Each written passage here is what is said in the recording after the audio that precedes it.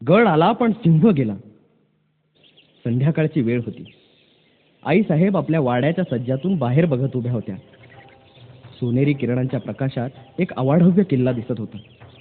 प्रचंड अवघड आणि अभेद्य किल्ला. याच किल्ल्याचं नाव होतं कोंडाणा. जिजाऊ साहेब आपल्याच विचारात दंग होत्या. त्या किल्ल्यावर मुघलांचं हिरवं निशाण फडकत होतं. हा किल्ला आपल्या स्वराज्यात का नाही? एवढ्यात शिवबा तिथे आला.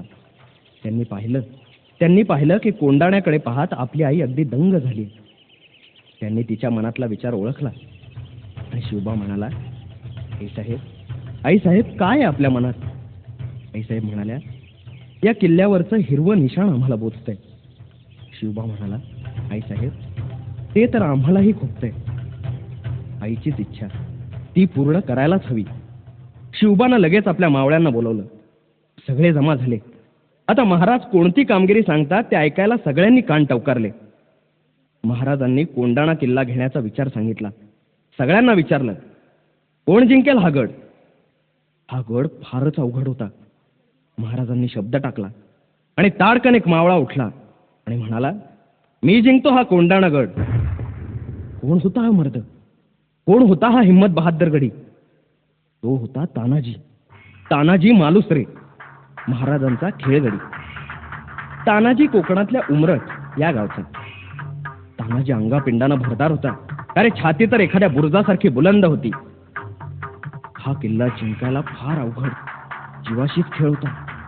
पण निधड्या छातीच्या तानाजीनं तो खेळ स्वीकारला. त्याच्याबरोबर त्याचा भाऊ सूर्याजी पण आला होता. तानाजी आणि सूर्याजी अगदी राम लक्ष्मणासारखे भाऊ होते.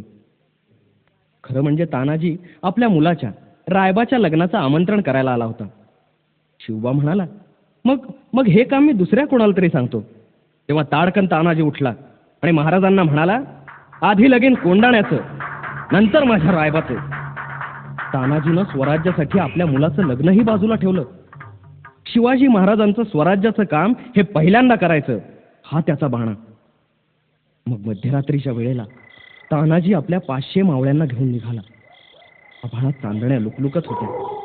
गडाजवळ गुडूप अंधार पडला होता. पावलं न वाजवता धक्क तानाजी आणि 500 मावळे गडाखालच्या दरीत जमा झाले. गडाचा किल्लेदार उदयभान नावाचा राजपूत सरदार होता. सिंहगड फार बळकट किल्ला. गडाच्या खाली घनदाट झाडी होती. प्रवेश करायला फक्त 2 दरवाजे होते, सिंहाच्या जबड्यासारखे. गडावर कडक पहारा होता. पण तानाजी जिकडे उभा होता तिथे खोल दरी होती. त्यामुळे तिकडून कोणी येऊ शकणार नाही, म्हणून तिथे पहारा नव्हता. तीच बाजू तानाजीने निवडली.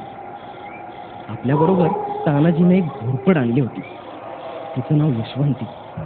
हा प्राणी आपल्या नख्या भिंतीत खुपसून उभ्या भिंतीलाही चिकटून बसतो. तानाजीनं तिला दोरी बांधली आणि दिली उभ्या कड्यावर फेकून. पण 2 वेळा घोरपड खाली पडली. तानाजीला आला राग. तो घोरपडीला म्हणाला, यशवंती, आता पुन्हा पडलीस तर तुकडे करून भाकरी बरोबर कच्च खाईन. काय गंमत, घोरपड बसली की कड्याला चिकटून. तानाजी आणि त्याचे मावळे भराभर गड चढून वर गेले.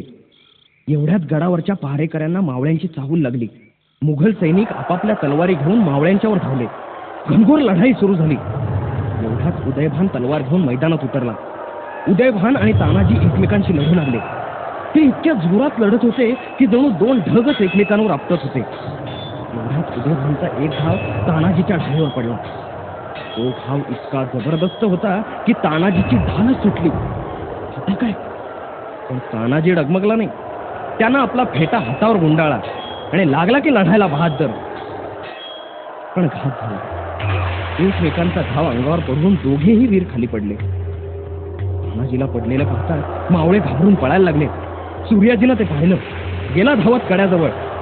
ज्या दोरावरून चढून मावळे आले होते तो दोरच त्यानं कापला आणि मावळ्यांना म्हणाला, अरे असे भ्याडासारखे पळता काय? आता महाराजांना काय आपलं पराभूत काळं तोंड दाखवा? गड जिंकून दाखवा. आपल्या आईचं दूध प्यायला असाल तर फिरा माघारी. आणि दुप्पट वेगानं मावळे परत फिरले. सूर्याजीच्या शब्दांनी त्यांच्यात वीरश्री संचारली आणि जोर जोरानं लढायला लागले. बघता मुघल पळायला लागले आणि मावळे विजयी झाले. शिवाजी महाराज आपल्या महालातून कोंडाण्याकडे पाहत उभे होते. एवढ्यात महाराजांना गडावर आग पेटलेली दिसली. महाराजांना बातमी कळली. गड स्वराज्यात आला, मावळे जिंकले. कारण तशी खूणच ठरली होती. गड जिंकला रे जिंकला की तेथली गवताची गंज पेटवायची. दुसऱ्या दिवशी सूर्याजी विजयाची बातमी सांगायला महालात आला. पण बरोबर तानाजी नव्हता. महाराजांनी अधीरपणे विचारलं, कुठे माझा तानाजी? सूर्याजीच्या डोळ्यात पाणी आलं. महाराज महाराज शत्रूशी लढता लढता आपला तान्हा स्वर्गात गेला. महाराजांना धक्का बसला. महाराजांना काही सुचेना.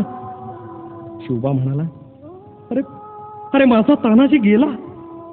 गड आला पण माझा सिंह मात्र गेला.